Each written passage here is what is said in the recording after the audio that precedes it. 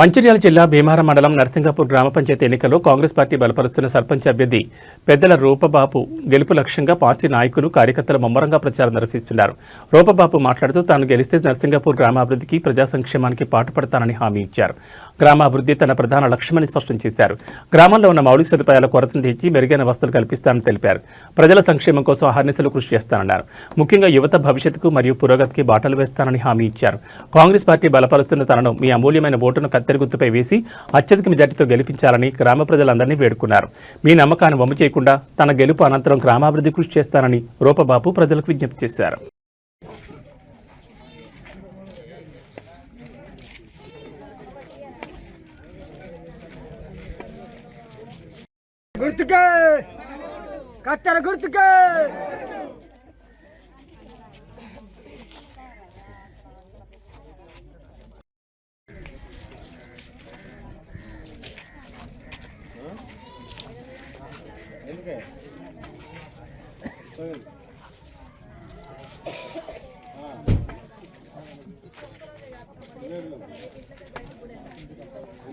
అభ్యర్థిగా కాంగ్రెస్ నుండి నేను నిలుస్తున్నాను.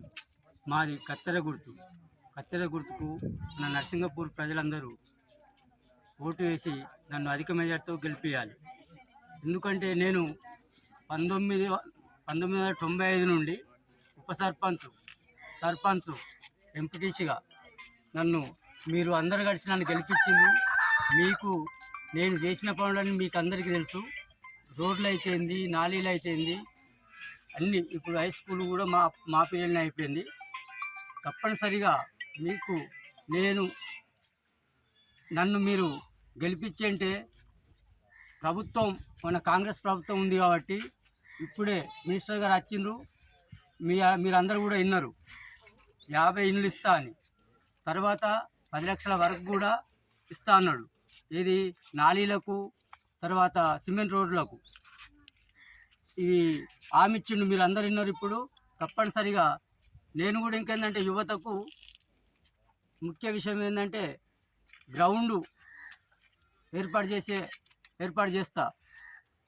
ఇంకోటి యువతకు కూడా లైబ్రరీ కూడా చేసే ఏర్పాట్లు మన మినిస్టర్ని మాట్లాడి తీసుకొస్తా.